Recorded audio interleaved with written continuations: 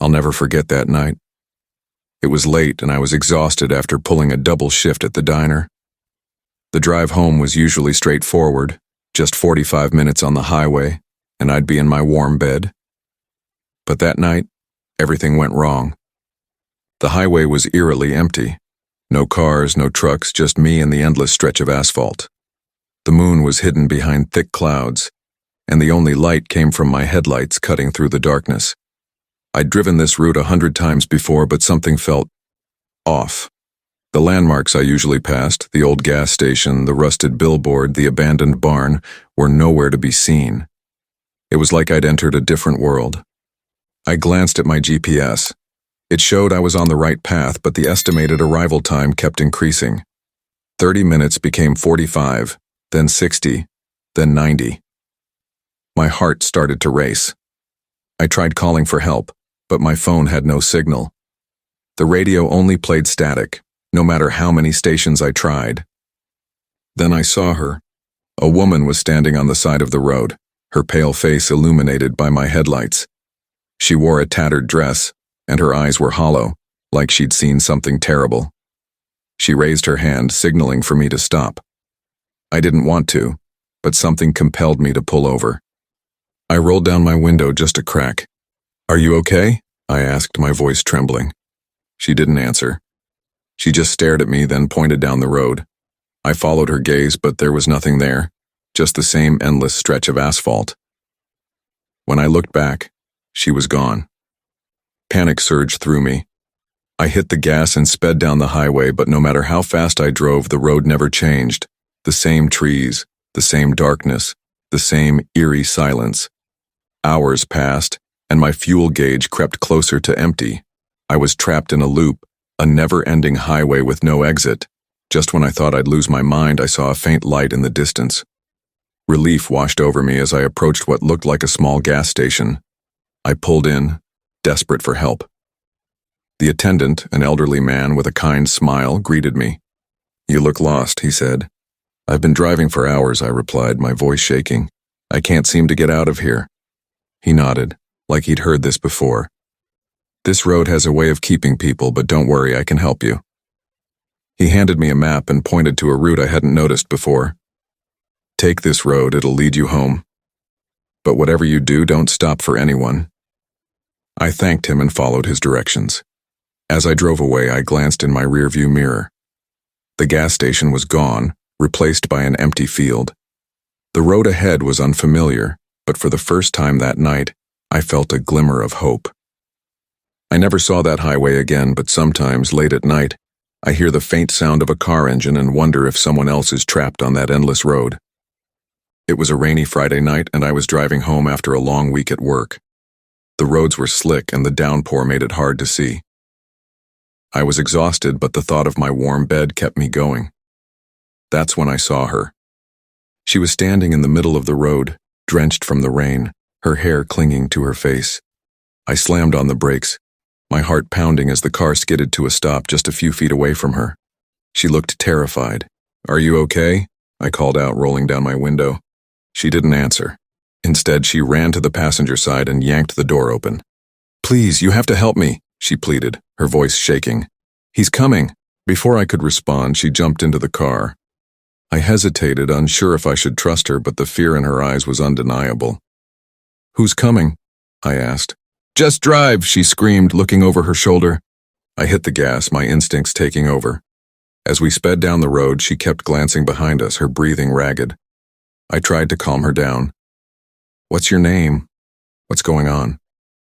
"My name's Emily," she said, still staring out the back window. "I was hiking with my boyfriend and we got into a fight. He attacked me. I ran, but he's still out there." My stomach churned. I didn't want to get involved in someone else's drama, but I couldn't just leave her out here. "I'll take you to the police station," I said. Emily shook her head violently. "No, he'll find me. Please just take me home. I live a few miles from here." I agreed, though something about her story felt off. The road was deserted and the rain made it feel like we were the only two people in the world. As we drove, Emily grew quieter, her gaze fixed on the road ahead. "Turn here," she said suddenly, pointing to a narrow dirt road. I hesitated. The road looked abandoned, overgrown with trees and barely visible in the rain. Are you sure this is the way? Yes, she said firmly. I live down here. Reluctantly, I turned onto the road. The trees closed in around us, their branches scraping against the car. The headlights barely cut through the darkness. After a few minutes, Emily pointed to a small, dilapidated house. That's it. Thank you. I pulled up to the house, but something felt wrong. The windows were boarded up and the front door hung crookedly on its hinges. Are you sure you'll be okay here? I asked. Emily nodded. I'll be fine, thank you for helping me. She opened the door and stepped out into the rain, then turned back to me. You should leave now. Don't look back. Before I could respond, she slammed the door and ran toward the house. I watched as she disappeared inside, then shook my head. Something about the whole situation didn't sit right with me, but I was too tired to think about it. I turned the car around and headed back to the main road. As I drove, I couldn't shake the feeling that I was being watched. I glanced in the rearview mirror and froze. Emily was sitting in the back seat, her face pale and her eyes hollow. I screamed, swerving the car. You should have listened, she whispered. I told you not to look back. I slammed on the brakes, but when I turned around, the back seat was empty. My heart racing, I got out of the car and searched the area, but there was no sign of Emily. The road was silent except for the sound of the rain. The next day, I went to the police station to report what had happened. When I described Emily, the officer's face turned pale. That's impossible, the officer said. Emily died 5 years ago. She was killed by her boyfriend on that same road.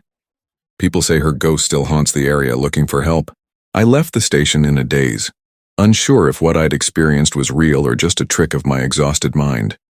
But to this day, I avoid that road, and I never pick up hitchhikers.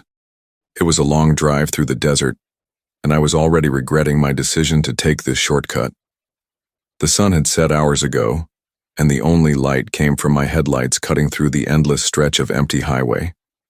My GPS had stopped working about 20 miles back, and my phone had no signal. I was completely alone, or so I thought. That's when I saw the red truck. It appeared out of nowhere, its headlights blinding me in my rearview mirror. I squinted, trying to see the driver, but the glare was too intense.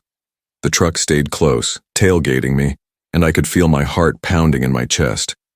I sped up, hoping to put some distance between us, but the truck matched my speed perfectly. I tried to stay calm. Maybe it was just some jerk trying to intimidate me. But something about the way the truck moved felt unnatural. It didn't sway or drift like a normal vehicle. It was like it was glued to my bumper, its headlights never wavering. I decided to pull over and let it pass. As I slowed down, the truck did too, staying right behind me. My hands tightened on the steering wheel. This wasn't normal. I hit the gas again, swerving onto a side road in a desperate attempt to lose it. The truck followed, its engine roaring like a beast. The side road was narrow and poorly maintained, with potholes that rattled my car.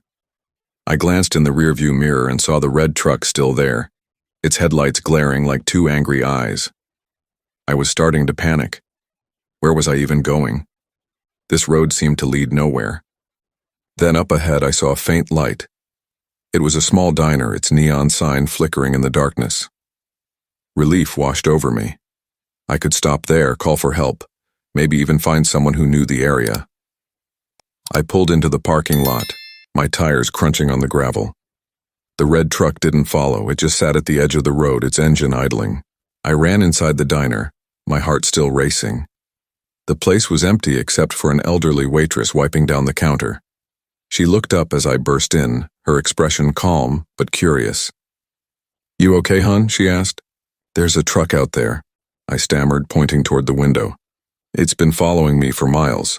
The waitress frowned and walked over to the window. She peered out, then shook her head. I don't see anything. I turned to look. The red truck was gone. The road was empty, just like it had been when I first started driving. I felt a chill run down my spine. It was there, I insisted. A red truck. It followed me here. The waitress gave me a sympathetic look. You're not the first person to come in here talking about a red truck, she said. Folks around here say it's a ghost, Some poor soul who died on these roads years ago. They say it chases people, trying to warn them about something. I didn't know what to say. My mind was racing. Was I losing it? Had I imagined the whole thing? The waitress handed me a cup of coffee and told me to sit down. "Stay a while," she said. "You look like you've been through hell." I did as she said, sipping the coffee and trying to calm my nerves. After about an hour, I decided to head back to the main road. The waitress warned me to be careful, and I promised I would. As I drove away, I kept glancing in the rearview mirror, half expecting to see the red truck again. But it never appeared. The rest of the drive was uneventful, and I made it home without any more trouble. But to this day, I avoid that stretch of highway, and whenever I see a red truck on the road, my heart skips a beat. I can't help but wonder if it's the same one, and if it's still out there, chasing its next victim. I was driving home from a weekend trip when I decided to take a shortcut. My GPS suggested a toll road I'd never heard of before, but it promised to shave an hour off my drive. I was tired and eager to get home, so I took the turn without thinking twice. The road was narrow and poorly lit, with dense trees crowding the edges. The further I drove, the more isolated it felt. There were no other cars, no streetlights, just the faint glow of my headlights cutting through the darkness. I started to regret my decision, but it was too late to turn back. After about 20 minutes, I saw a toll booth up ahead. It was old and run down, with peeling paint and a flickering light above it. As I pulled up, I noticed there was no attendant, just a machine with a slot for cash. The sign above it read, "Toll, $5 pay, exact change." I fished a $5 bill out of my wallet and fed it into the machine. The gate lifted and I drove through. But as I glanced in my rearview mirror, I noticed something strange. The toll booth was gone. The road behind me was empty, as if it had never been there. I shook it off, blaming it on my tired eyes. But the further I drove, the more uneasy I felt. The trees seemed to close in around me, their branches scraping against the car. The road twisted and turned, leading me deeper into the darkness. Then I saw it, another toll booth. This one looked exactly like the first, down to the flickering light and peeling paint. My stomach dropped. I pulled up to the booth and saw the same sign.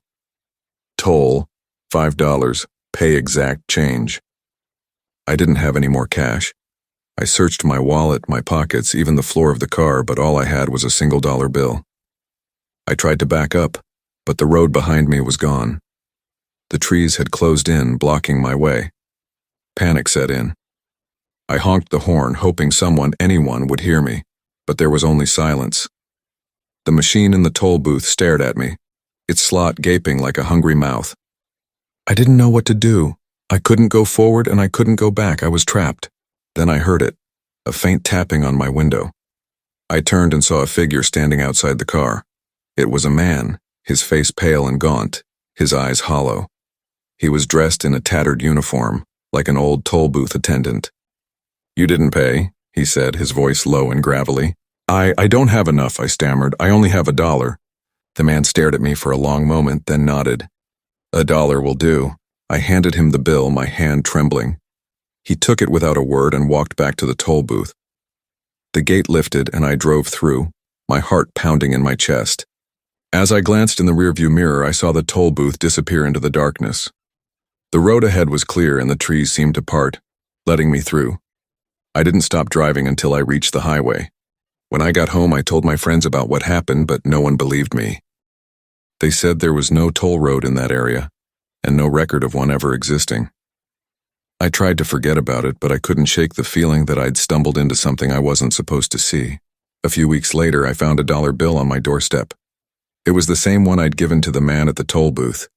Written on it in faint, spidery handwriting were the words, "See you soon." I haven't driven down that road since, but sometimes late at night, I hear the faint sound of a toll booth gate lifting, and I wonder if it's waiting for me. It was past midnight when I finally left the office. I'd been working late on a project and my brain was fried. All I wanted was to get home, crawl into bed, and forget about the day. The streets were empty, and the city felt eerily quiet. like it was holding its breath. I got into my car, started the engine, and pulled out of the parking garage. The drive home was usually uneventful, but that night something felt off. I couldn't shake the feeling that I was being watched. I kept glancing in the rearview mirror, but the back seat was empty. Still, the unease lingered. About halfway home, I stopped at a red light. That's when I saw it, a shadow moving in the back seat. My heart skipped a beat. I whipped my head around, but there was nothing there. Just the empty seat and the faint glow of the streetlights outside. "Get it together," I muttered to myself. "You're just tired." I tried to shake it off, but the feeling didn't go away. Every time I looked in the rearview mirror, I thought I saw something. A flicker of movement, a dark shape shifting in the corner of my eye. But when I turned to look, there was nothing. Then I heard it. A faint whisper, so soft I almost thought I imagined it. My blood ran cold. I turned up the radio, hoping to drown it out, but the whisper grew louder. It was coming from the back seat. "Stop the car." I froze. The voice was clear now, low and raspy, like it was coming from someone or something right behind me. My hands tightened on the steering wheel and I forced myself to keep driving. "It's not real," I told myself. "It's just your imagination." But the voice didn't stop. "Stop the car," it said again, more insistent this time. I glanced in the rearview mirror and nearly screamed. A figure was sitting in the back seat, its face shrouded in shadow. I could barely make out its features, but I could feel its eyes on me, cold and unblinking. I hit the gas, my heart pounding in my chest. The figure didn't move. It just sat there watching me, its presence filling the car with an icy chill. I didn't know what to do. I couldn't stop, not with that thing in my car. The voice spoke again, louder this time. "You can't escape." I swerved onto the highway, hoping to lose it, but the figure stayed with me. Its shadowy form seemed to grow darker, more solid, as if it were feeding on my fear. I was desperate now, my mind racing. What did it want? Why was it here? Then I remembered something my grandmother used to say. If you ever feel a presence in your car, don't look at it. Don't acknowledge it. Just keep driving until it goes away. I forced myself to focus on the road, ignoring the figure in the back seat. The voice grew louder, more frantic, but I didn't look. I didn't respond.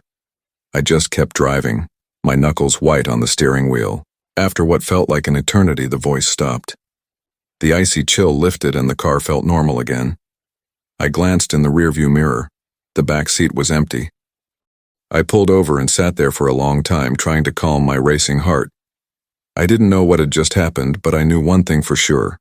I wasn't imagining it.